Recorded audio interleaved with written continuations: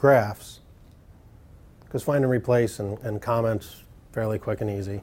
Sometimes graphs can be a little tricky, especially how you select your data.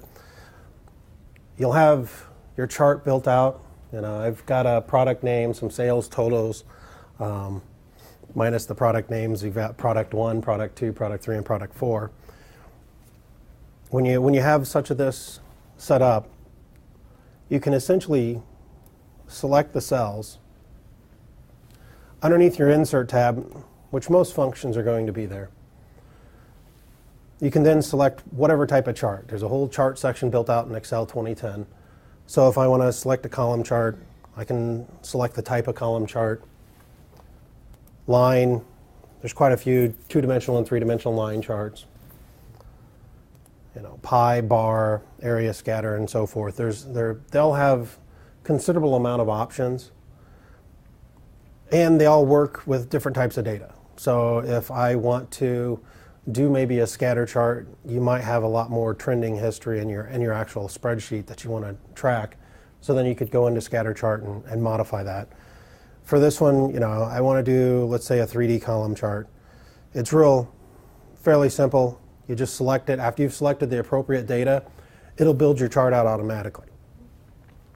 The cool thing is with 2010, you now end up with this new subsection of tabs that'll appear. You've got your design, your layout, and your format tabs. We're already highlighted with our design tab, and this allows us to just change color, some general formatting for our actual chart. If you need to change which columns and rows are selected, you can switch back and forth between row and column. You'll see that the column, or the row, sorry, is down at the bottom. If I want to switch it up, I'll now make it the sales total down at the bottom and our products off to the right. How are you doing that? Just by clicking this button up in the top left, switch row column. Got it. If you need to reselect your data, and it's pretty common, so when you're working with a chart, you're not always going to select the data right the first time. So instead of completely scratching everything and going from scratch again, you can reselect your data.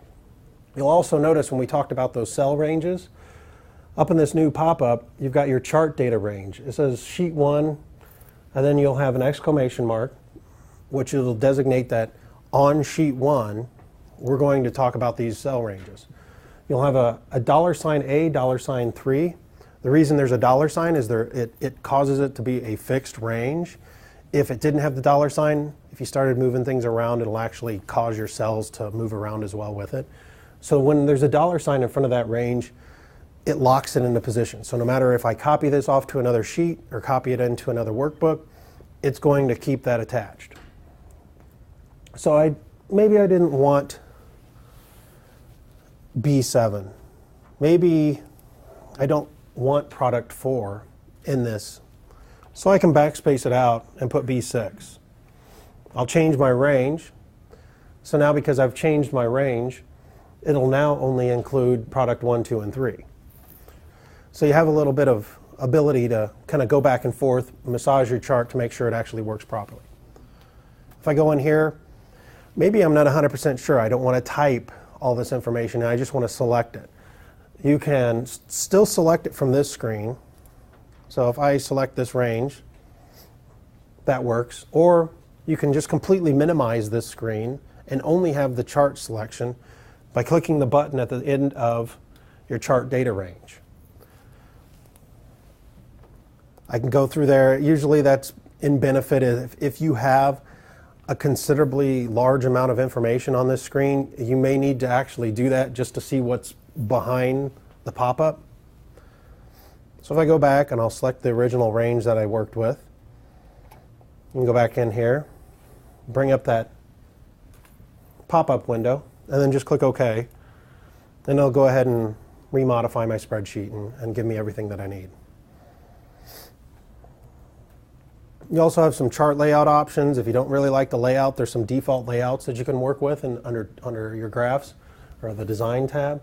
Underneath chart layouts, it's really basic. So you've got Microsoft's preset views.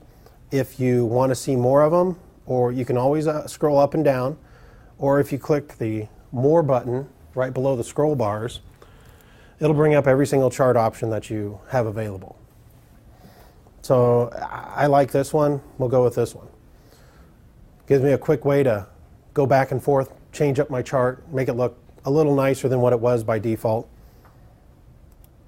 If you go into your Layout tab, you've got the ability to really modify the way it looks. Maybe I don't like the presets. I don't want to look like I went with the Microsoft preset. Sometimes that was always my thing when I was interviewing people. If they gave me a preset Microsoft resume, that usually never made it into the pile because I didn't want someone that just went with the template. I wanted someone unique. So if I go into the layout, now I have the ability to make this a totally unique, my own chart. So now I can work with data labels, insert accesses, change the chart title. All these have little drop downs, centered overlay above, more chart title options. You can go in through the more title options and more options on each of those categories. Change how you want it to fill, any kind of patterns, border colors, enough to make it completely your own unique chart layout. They'd all take a matter of a few seconds to go through here and just play around with them. You'll have your chart walls, 3D rotation. If you don't exactly like, we've chose a 3D chart and we don't like the actual predefined rotation, we can go through here, change the X and Y and Z axis and how we want to rotate the chart and display our information that way. Then we have the ability to insert additional shapes, throw pictures onto it, or if you just wanted to explain a little more information about your chart, you could draw a little text box in there and put custom titles and notes within your chart. Then we've got lastly the format, which essentially is just more, making your chart look a little more pretty than what it actually is. You can change some more colors, change some font styles, word styles, and things like that. Usually on the Format tab on pretty much any selection, it just gives you that much more customization for the item that you're working with. So let's say I'm done. I want the chart on a different sheet. I really don't like that. How do you usually typically move data from one sheet to the next? Cut and paste, right? And when you do that, if I do cut and paste on this, or I do copy right now, and paste, it's cool, it's on its own chart, but it's not totally clean. It's there, it's functional. And really all you need to do is just right-click over in a white spot, let's say. You have the option here just to move chart. When you select Move Chart, where it says instead of an object in a given sheet, go ahead and say that you want it on a new sheet, and we'll call that sheet Chart 1 because it's default.